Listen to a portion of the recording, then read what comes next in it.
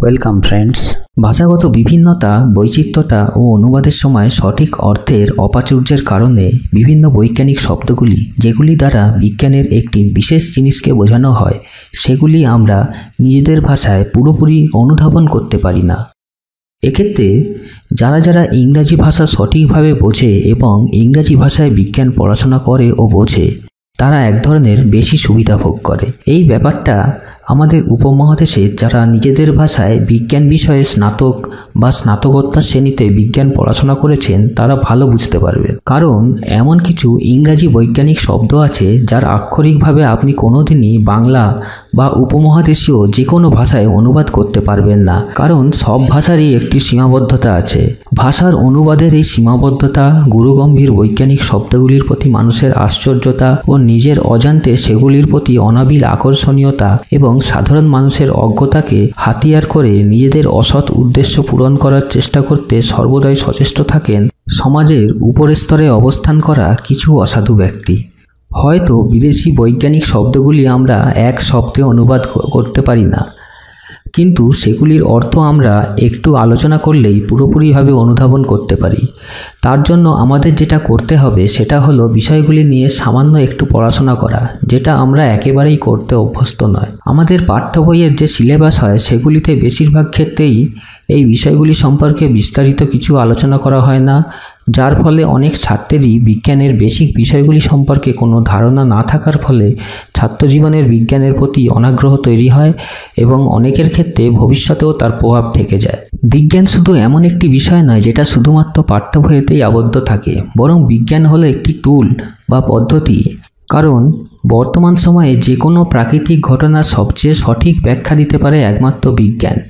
এই বিষয়ে বলে রাখা ভালো, বিজ্ঞান ছাড়া দর্শন বা যুক্তি দিয়েও আমরা অনেক বিষয় সম্পর্কে সত্যের কাছাকাছি পৌঁছাতে পারি, কিন্তু ওই বিষয়ে যদি বিজ্ঞান কোনো মতামত দেয় আমরা অবশ্যই বৈজ্ঞানিক মতামতটি গ্রহণ করতে বাধ্য। কারণ বিজ্ঞান যুক্তি দিয়ে কাজ করে না, বিজ্ঞান কাজ করে তথ্য ও প্রমাণের উপর নির্ভর করে। তাই আমাদের সবারই লক্ষ্য হওয়া উচিত বিজ্ঞানকে কিভাবে মাতৃভাষায় জনপ্রিয় করা যায়। সেই রকম একটি বেসিক বিষয় হলো আজকের আলোচনা, যেটি হলো what is scientific fact, scientific hypothesis, scientific theory and scientific law. বাংলায় বৈজ্ঞানিক ঘটনা, বৈজ্ঞানিক অনুমান, বৈজ্ঞানিক তত্ত্ব এবং বৈজ্ঞানিক সূত্র কাকে বলে। সায়েন্টিফিক ফ্যাক্ট বা বৈজ্ঞানিক বাস্তবতা। What is fact? ফ্যাক্ট কি?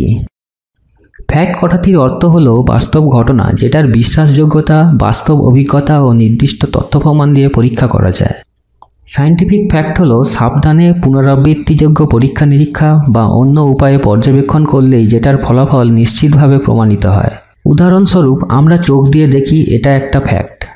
সূর্য হলো একটি তারা, এটা একটি জ্যোতির্বৈজ্ঞানিক বাস্তব ঘটনা বা অ্যাস্ট্রোনমিক্যাল ফ্যাক্ট।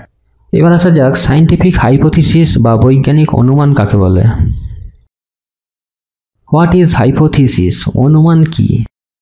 হাইপোথিসিস বা অনুমান হলো একটি ঘটনার প্রস্তাবিত ব্যাখ্যা। একটি হাইপোথিসিস তখনই সায়েন্টিফিক হাইপোথিসিস হবে যখন কেউ সেটা সায়েন্টিফিক পদ্ধতিতে পরীক্ষা করে দেখতে পারবে। বিজ্ঞানীরা সাধারণত বৈজ্ঞানিক উপায়ে সেই সমস্ত ঘটনার সায়েন্টিফিক হাইপোথিসিস দেন যেগুলি সেই সময়ে উপলব্ধ বৈজ্ঞানিক তত্ত্ব দ্বারা ব্যাখ্যা করা যায় না। যদিও হাইপোথিসিস ও থিওরি শব্দটি কখনো কখনো সাধারণভাবে একই অর্থে ব্যবহৃত দেখা যায়, কিন্তু সায়েন্টিফিক থিওরি ও সায়েন্টিফিক হাইপোথিসিস কখনই একই জিনিস নয়। অনেকে হাইপোথিসিসকে এডুকেটেড গেস বলেন, কিন্তু বিজ্ঞানীরা এই শব্দটিকে সরাসরি প্রত্যাখ্যান করেন, কারণ সায়েন্টিফিক হাইপোথিসিস সবসময় সায়েন্টিফিক মেথড দিয়েই উপস্থাপন করা হয়। একটি সায়েন্টিফিক হাইপোথিসিস তখনই সায়েন্টিফিক থিওরিতে পরিণত হয় যখন সেটি অসংখ্যবার বৈজ্ঞানিকভাবে পরীক্ষার পর প্রতিবারই নির্ভুলভাবে প্রমাণিত হয় এবং সেটি সঠিকভাবে ফিউচার প্রেডিকশন করতে পারে। কিছু হাইপোথিসিসের উদাহরণ: মাল্টিপল ইউনিভার্স অর মাল্টিভার্স, পৃথিবীর বাইরে প্রাণের অস্তিত্ব, টাইম ট্রাভেলিং ইত্যাদি। এবার আসা যাক সায়েন্টিফিক থিওরি বা বৈজ্ঞানিক তত্ত্ব কী। হোয়াট ইজ সায়েন্টিফিক থিওরি বা বৈজ্ঞানিক তত্ত্ব কী? তত্ত্ব একটি মননশীল এবং যুক্তিযুক্ত ধরনের বিমূর্ত বা কোনো ঘটনা সম্পর্কে সাধারণীকরণের চিন্তাভাবনা বা এই জাতীয় চিন্তার ফলাফল। মননশীল এবং যৌক্তিক চিন্তার প্রক্রিয়া প্রায়শই পর্যবেক্ষণ, গবেষণার মতো প্রক্রিয়াগুলির সাথে সম্পর্কিত।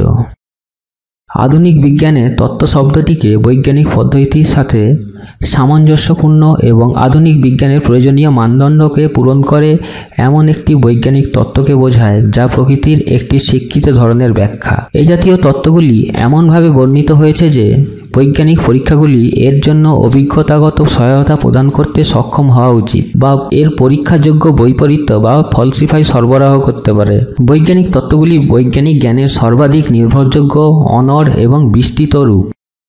বৈজ্ঞানিক তত্ত্বগুলি সঠিকভাবে ফিউচার প্রেডিকশন করতে সক্ষম এবং কখনই কেউ এগুলি ভুল প্রমাণ করতে পারেননি, কারণ একবার ভুল প্রমাণিত হলেই সেটা আর বৈজ্ঞানিক তত্ত্ব থাকবে না। বৈজ্ঞানিক তত্ত্বের সঙ্গে ছোটখাটো সংযোজন হতে পারে, কিন্তু কখনোই মূল বিষয়ে পরিবর্তন হবে না। বৈজ্ঞানিক তত্ত্বগুলোকে অনুমান অর্থাৎ হাইপোথিসিস থেকে পৃথক করা হয় এবং যা স্বতন্ত্রভাবে পরীক্ষিত ও পরীক্ষাযোগ্য সিদ্ধান্ত বা টেস্টেবল কনজেকচারস এবং যেটি সায়েন্টিফিক ল তৈরি করে। কয়েকটি বৈজ্ঞানিক তত্ত্বের উদাহরণ: theory of gravity, theory of evolution, theory of relativity, cell theory, kinetic theory of gas, cosmic inflation theory বা big bang theory, plate tectonics theory, quantum field theory, climate change theory ইত্যাদি। এবার আসা যাক বৈজ্ঞানিক সূত্র বা সায়েন্টিফিক ল কাকে বলে। সায়েন্টিফিক ল বা বৈজ্ঞানিক সূত্র। সায়েন্টিফিক ল বা বৈজ্ঞানিক সূত্র হল অসংখ্যবার পরীক্ষাকৃত বা পর্যবেক্ষণকৃত বক্তব্য যেটা প্রাকৃতিক ঘটনাকে বর্ণনা করে এবং তার বিস্তার কতটুকু সেটার অনুমান দেয়, অর্থাৎ সেটা প্রায় পুরোপুরি বা একটি রেঞ্জের মধ্যে ইত্যাদি। সায়েন্টিফিক ল এর ডেটাগুলি প্রত্যক্ষ বা অপ্রত্যক্ষভাবে অভিজ্ঞতামূলক প্রমাণের ভিত্তিতে নেওয়া হয় এবং গণিতের মাধ্যমে আরও উন্নত করা যেতে পারে। সায়েন্টিফিক লগুলি সাধারণত প্রয়োগের একটি নির্দিষ্ট পরিসরের মধ্যে পরীক্ষা নিরীক্ষার ফলাফলগুলি সংক্ষিপ্তসার করে। সাধারণভাবে প্রাসঙ্গিক ঘটনাটি নতুন তত্ত্বটি তৈরি করার সময় কোনো সূত্রের সঠিকতা পরিবর্তিত হয় না, বরং সূত্রের প্রয়োগের ক্ষেত্র এবং সূত্রটির প্রতিনিধিত্ব করে এর গণিত বা বিবৃতি পরিবর্তন হয় না। সায়েন্টিফিক ল সায়েন্টিফিক হাইপোথিসিস এবং প্রয়োজনীয় শর্ত থেকে আলাদা, কারণ এইগুলি সঠিকভাবে পরীক্ষিত বা পরিলক্ষিত হয় না, যদিও সঠিকভাবে প্রমাণিত হওয়ার পর এগুলি থেকেই পরবর্তীতে সায়েন্টিফিক ল তৈরি করা হয়। সায়েন্টিফিক ল সবসময় সায়েন্টিফিক থিওরির চেয়ে কম গুরুত্বপূর্ণ হয়, কারণ এক বা একাধিক সায়েন্টিফিক ল এর সমন্বয়ে সায়েন্টিফিক থিওরি তৈরি হয়।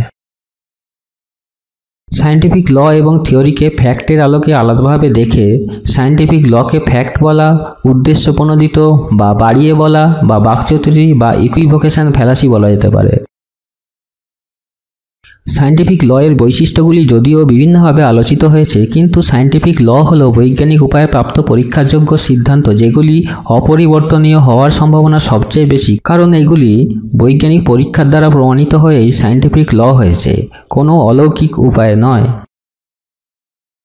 কয়েকটি সায়েন্টিফিক ল এর উদাহরণ: law of conservation of energy বা শক্তির নিত্যতা সূত্র, ল অফ মোশন বা গতিসূত্র, ল অফ অ্যাঙ্গুলার মোমেন্টাম বা কৌণিক গতিসূত্র, law of conservation of charge, Boyle's law, Charles law ইত্যাদি।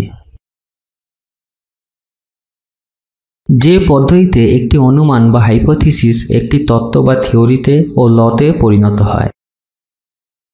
প্রথমে কিছু ফ্যাক্ট বা অবজারভেশন থাকবে, সেটি থেকে একটি হাইপোথিসিস বা অনুমান দেওয়া হবে, সেই অনুমান থেকে একটি থিওরি এবং ল তৈরি হবে। আরেকটি চার্ট আমরা দেখি সায়েন্টিফিক মেথড, যেই পদ্ধতিতে একটি অনুমান বা হাইপোথিসিস একটি তত্ত্ব বা থিওরিতে এবং ল পরিণত হয়। সায়েন্টিফিক মেথড কীভাবে কাজ করে: প্রথমে একটি এক্সপেরিমেন্টের অবজারভেশন হবে, সেখান থেকে হাইপোথিসিসে প্রেডিকশন হবে, সেখান থেকে আমাদের মধ্যে একটা নলেজ তৈরি হবে, যেটা থেকে আমরা থিওরি, যেটা হচ্ছে এক্সপ্লেনেশন, আর একটা জিনিস ল অর্থাৎ সামারি। ধন্যবাদ।